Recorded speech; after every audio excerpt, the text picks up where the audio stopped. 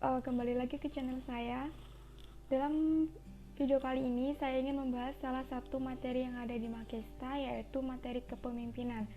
Nah, dalam video ini bukan saya memberikan materi, tapi kita sama-sama belajar. Jadi kalau ada kesalahan bisa sharing-sharing, oke?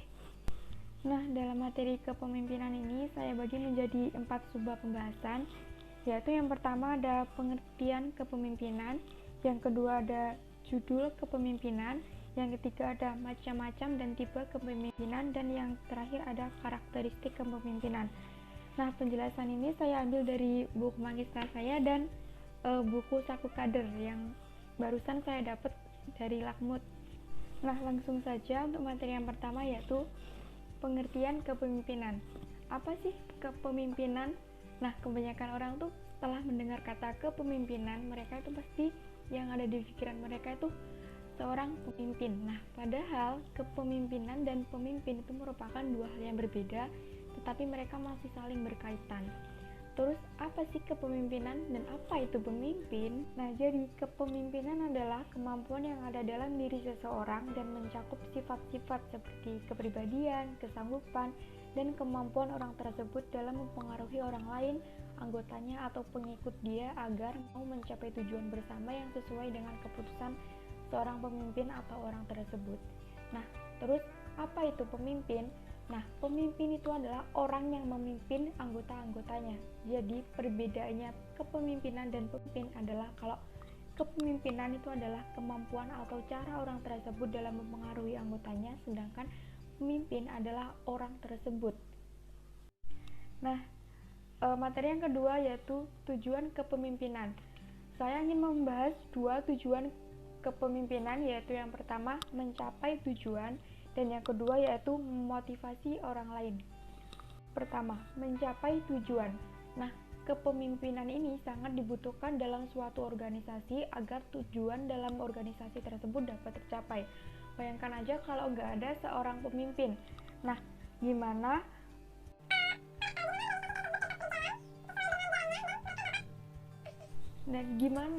organisasi tersebut dapat berjalan sesuai porsinya dan mencapai tujuan mereka apabila tidak ada seseorang yang berjiwa pemimpin untuk menuntun mereka, mengarahkan mereka untuk mencapai tujuan tersebut.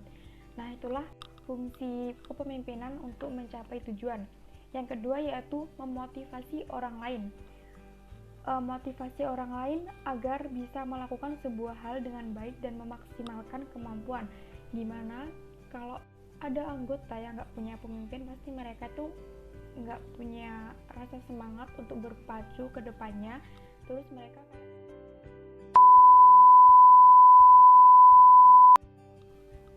jadi anggota yang nggak punya pemimpin itu pasti akan merasa nggak punya kewajiban, jadi mereka tidak akan berjalan sesuai dengan porsinya.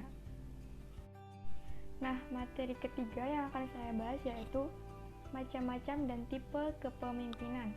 Kalau dalam buku Makesta ini ada 4 tipe kepemimpinan, sedangkan dalam buku Saku Kader ini ada 8 tipe kepemimpinan. Jadi saya ambil yang dari buku Saku Kader supaya lebih rinci dan teman-teman bisa lebih tahu.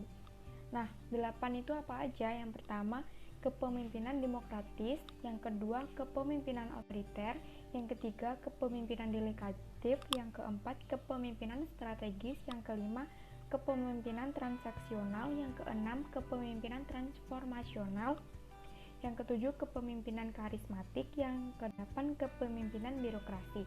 Nah, penjelasannya gimana? Cek selanjutnya, jangan sampai di skip. Yang pertama yaitu tipe kepemimpinan demokratis. Nah, tipe ini tuh dimana seorang pemimpin sebelum mengambil keputusan, beliau akan memperhitungkan masukan-masukan dari anggotanya.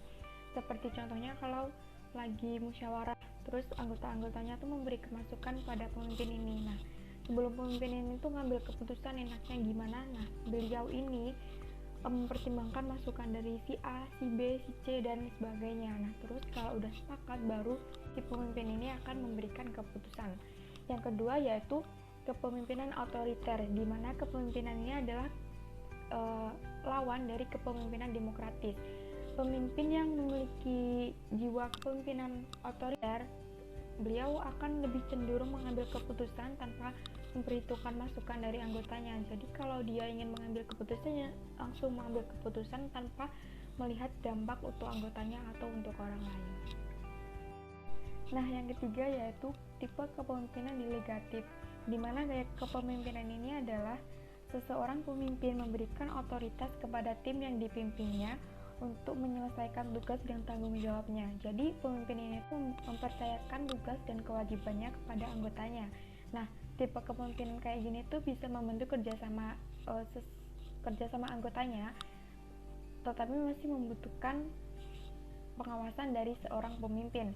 Terus yang selanjutnya yaitu kepemimpinan strategis, di mana pemimpin ini tuh menempatkan dirinya antara tugas atau tujuannya yang harus dicapai dan kesempatan untuk berkembang dari tugas yang diberikan. Jadi pemimpin ini tuh berusaha mengimbangi dan memastikan bahwa kondisi kerja setiap orang tetap kondusif dan stabil. Yang kelima yaitu tipe kepemimpinan transaksional. Nah, tipe kepemimpinan itu sangat cocok buat tim atau anggota yang sangat menyukai hadiah, suka dengan hadiah. Nah, di mana tipe kepemimpinan itu pemimpin akan memberikan hadiah atau reward atau imbalan kepada tim yang dapat menyelesaikan tugasnya dengan sangat baik dan maksimal. Nah, ini sangat cocok seperti saya soalnya suka hadiah, jadi pemimpin. Nah, terus untuk yang keenam yaitu tipe kepemimpinan transformasional, di mana pemimpin ini tuh selalu berusaha untuk menjadi anggota-anggotanya itu untuk menjadi lebih baik untuk kedepannya. Yang ketujuh yaitu tipe kepemimpinan karismatik, di mana seorang pemimpin ini menggerakkan massa, tim atau anggotanya secara alami untuk mencapai tujuan bersama. Terus yang terakhir ada tipe kepemimpinan birokrasi, di mana pemimpin ini tuh dalam menjalankan tugasnya selalu sesuai dengan ketentuan-ketentuan yang berlaku. Terus tipe kepemimpinan ini juga tidak terlalu suka dengan perubahan ketentuan-ketentuan ketika menjalankan suatu tugas. Itu 8 karakteristik seorang pemimpin. Selanjutnya yaitu karakteristik kepemimpinan. Nah, karakteristik seorang pemimpin ini akan sangat berdampak pada gaya kepemimpinannya. Terus apa saja karakteristik pemimpin?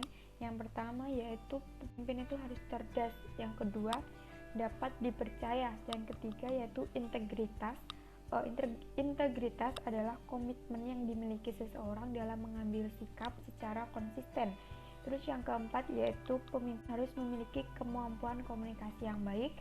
Terus yang kelima yaitu decisiveness, yaitu kemampuan untuk memberikan keputusan secara cepat dan tepat. Terus yang terakhir yaitu pemimpin harus memiliki karisma yang baik. Terakhir, saya ingin menambahkan tentang teori munculnya kepemimpinan. Nah, teori munculnya kepemimpinan ini dibagi menjadi 3, yaitu yang pertama teori genetik, yaitu seorang pemimpin lahir sebab karena keturunan. Ia ini ditakdirkan menjadi pemimpin dalam situasi dan kondisi apapun. Nah, contohnya dari keluarga dia ini, keluarga terdahulu adalah seorang pemimpin. Nah, jadi dia ini dalam situasi dan kondisi apapun dia akan menjadi seorang pemimpin. Terus yang kedua yaitu teori sosial. Nah, seorang pemimpin ini lahir karena disiapkan melalui proses pendidikan.